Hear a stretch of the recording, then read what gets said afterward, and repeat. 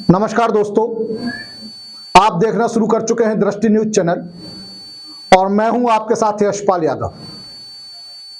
आज मैं आपके लिए एक ऐसी कहानी लेकर आया हूं जिसे मैं आपको सुनाना एक अपना फर्ज समझता हूं। आजादी से जुड़ी कहानी है। 15 अगस्त 1947 को लंबी लड़ाई, हजारों बलिदानों और पूरे देश का एक जन आंदोलन, जिसके कारण 15 अगस्त 1947 को रात को 12 बजे अंग्रेजों ने हमें आजादी सौंप दी और वो भारत छोड़कर चले गए। पूरे देश को 15 अगस्त के दिन रात को 12 बजे आजादी मिल चुकी थी, लेकिन देश के बीचों बीच में बसी रियासत भोपाल उस समय आजाद नहीं हुई थी, क्योंकि यहां पर जो नवाब था हबीबुल्ला खान, उसकी रियासत थी और वो भारत में मिलना नहीं चाहता था। वो अपनी स्वतंत्र रियासत रखना चाहता था, जबकि उसके लिए हैदराबाद के निजाम ने एक प्रस्ताव दिया था कि भोपाल को पाकिस्तान के साथ विलीन कर दो, लेकिन भौगोलिक परिस्थितियों के कारण ऐसा होना संभव नहीं था। इसलिए वह अपनी स्वतंत्र रियासत भोपाल रखना चाहता था, भारत में विलीन नहीं करना चाहता था। 1947 से लेकर 1948 तक भोपाल और आसपास के जिलों में इस बात के लिए सुबुगाहट शुरू हो चुकी थी कि भारत में भोपाल को विलीन होना चाहिए। हबीबुल्ला खान को उन कागजों पर दस्तखत कर देना चाहिए जिसमें भारत में विलीनीकरण की बात हो, लेकिन नवाब इस बात के लिए कतई तैयार नहीं था। नवाब तो इस बात के लिए भी तैयार नहीं था कि भोपाल की जमीन पर तिरंगा फहराए, भारत माता की जय बोली जाए, और ऐसा करने वालों को नवाब की तमाम यातनाओं से गुजरना पड़ रहा था, आजाद भारत में गुजरना पड़ रहा था। तब उस समय के जो लोग थे उनमें भाई रतन कुमार, प्रोफेसर अक्षय कुमार, पत्रकार प्रेम श्रीवास्तव, विचित्र कुमार सिन्हा, मथुरा प्रसाद, बालकृष्ण गुप्ता, मोहनी देवी, शांति देवी और बसंती देवी जैसे लोग आगे आए और उन्होंने भोपाल को भारत में विलीनीकरण के लिए एक आंदोलन शुरू किया। इसके लिए एक अखबार निकाला गया। अखबार का कार्यालय और इस पूरे आंदोलन का जो केंद्र था वो जुमेराती थी भोपाल की। वहां पर रतन कुटीर के नाम से एक मकान था, वो रतन भाई का था, और रतन भाई के मकान में नई राह करके एक अखबार निकाला जाने लगा और उस अखबार में प्रमुख रूप से इसी प्रकार के लेख छपते थे कि भोपाल को भारत के साथ विलीन हो जाना चाहिए। भोपाल नवाब को यह बात बहुत नागवार गुजरी और उन्होंने ऐसे लोगों को प्रताड़ित करना शुरू कर दिया और अखबार के दफ्तर पर ताला जड़ दिया, अखबार का दफ्तर सील कर दिया। ये लोग सब अंडरग्राउंड हो गए जो इस आंदोलन को चला रहे थे। तब जाकर होशंगाबाद के वकील बाबूलाल जी ने इस अखबार को निकालने का जिम्मा उठाया और अब अखबार भोपाल से निकलने लगा। सारे नेता भूमिगत थे, भूमिगत होकर इस अखबार को निकाला जा रहा था, लेकिन इस अखबार की आवाज आम आदमी तक पहुंचाने के पूरे प्रयास चल रहे थे। और इस आंदोलन में अगर बढ़ चढ़ के कहीं हिस्सा ले रहे थे लोग तो सीहोर जिले के लोग थे, रायसेन जिले के लोग थे, होशंगाबाद जिले के लोग थे और भोपाल के तो थे ही। नवाब इस पूरे आंदोलन को कुचलने के लिए जो कुछ किया जा सकता था वो सारा काम कर रहा था। और अब धीरे धीरे इस आंदोलन का केंद्र जो था वो भोपाल से हटकर रायसेन और सीहोर हो गया था। अब इसकी कमान इन लोगों के साथ साथ उद्धव दास मेहता, बाल मुकुंद, जमुना प्रसाद चौबे, लाल सिंह, विचित्र कुमार सिन्हा ने संभाल रखी थी। आंदोलन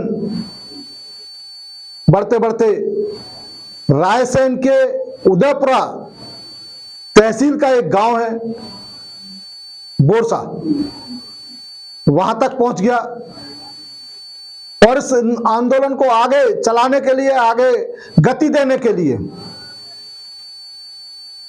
एक संगठन का गठन हुआ, जिस संगठन का नाम था प्रजामंडल। प्रजामंडल करके एक संगठन बनाया गया और जो आंदोलनकारी थे वो उससे जुड़ते गए। तब जाकर नर्मदा के किनारे, नर्मदा जी के तट पर बोरसा गांव में एक बड़ी सभा रखी गई। उस सभा में बड़ी संख्या में लोग आए और वहां पर जो लोग आ रहे थे उनके डंडे और लाठियां पुलिस ने जब्त कर ली। आंदोलनकारियों को चारों तरफ से घेर लिया और वहां मौजूद दरोगा अपने पुलिस कर्मियों के साथ आंदोलनकारियों को धमकाने पहुंचा, जिसने ये कहा कि जिसने विलीनीकरण की बात की, जिसने तिरंगा फहराया, जिसने भारत मां की जय का नारा लगाया, उसके सीने पर गोली मारी जाएगी। यह बात एक 16 वर्षीय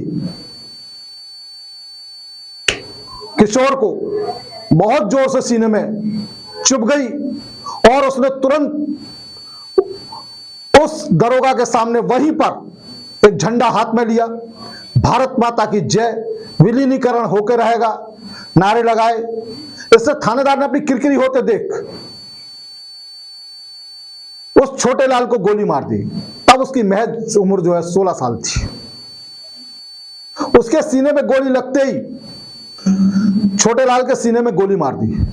छोटे लाल के सीने में गोली लगते ही पास खड़ा धन सिंह 25 वर्ष का युवक तेजी से आगे बढ़ा और उसने छोटे लाल के हाथ से तिरंगा अपने हाथ में थाम लिया। तिरंगा को जमीन पर नहीं गिरने दिया और उसने भी भारत माता की जय का नारा लगाया। थानेदार ने उसके सीने में भी गोली मार दी।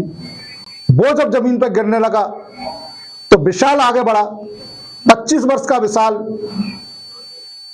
जिसके दिल और दिमाग में भारत माता पूरी तरह से छाई हुई थी, नौजवान था। उसने भी भारत माता की जय का नारा लगाया और वहां मौजूद दरोगा ने सीधी गोली उसके सीने में भी मार दी। फिर वहां खड़े मंगल सिंह ने तिरंगे को थामा और मंगल सिंह के नारे लगाते ही थानेदार ने उसके भी गोली से शूट आउट कर दिया। वहां मौजूद लोग इतने जबरदस्त रूप से आंदोलित हो गए कि वहां पुलिस कर्मियों को उल्टे पैर भागना पड़ा और इस पूरी घटना की जानकारी भोपाल के नवाब हबीबुल्ला खान को दी गई। हबीबुल्ला खान ने इस पूरे घटनाक्रम को जब सुना तो वो घबरा गया और चारों तरफ विद्रोह की आग को देखते हुए अब हबीबुल्ला खान सरेंडर करने की स्थिति में आ गया था। लेकिन यह खबर दिल्ली तक पहुंची और सरदार वल्लभ भाई पटेल को जब इसकी पूरी जानकारी मिली, इस शूट आउट की जानकारी मिली, 14 जनवरी 1948 को यह शूट आउट हुआ था और उसके बाद पूरे क्षेत्र में जंगल की आग की तरह यह खबर फैल गई। 16 जनवरी को उनकी शव यात्रा निकालकर श्रद्धांजलि सभा का आयोजन होना था, जिसमें बड़ी संख्या में होशंगाबाद से, सीहोर से और रायसेन से तथा भोपाल से लोग वहां पहुंचे और अपार जन समुदाय को देखकर डरे हुए नवाब हबीबुल्लाह ने जो है वो अगला कदम क्या हो इस बारे में सोचना शुरू कर दिया। लेकिन तब तक सरदार वल्लभ भाई पटेल को इस खबर के लगने के बाद से उनको भारी गुस्सा आया और उन्होंने तुरंत डीपी मेनन को दिल्ली से रवाना किया भोपाल के लिए और यह कह दिया कि चाहे कोई भी परिस्थिति हो, कोई भी हालात हो, लेकिन भोपाल के नवाब को इस बात के लिए मजबूर करना है कि वो भारत के साथ विलय कर ले, भारत के विलीनीकरण में शामिल हो जाए।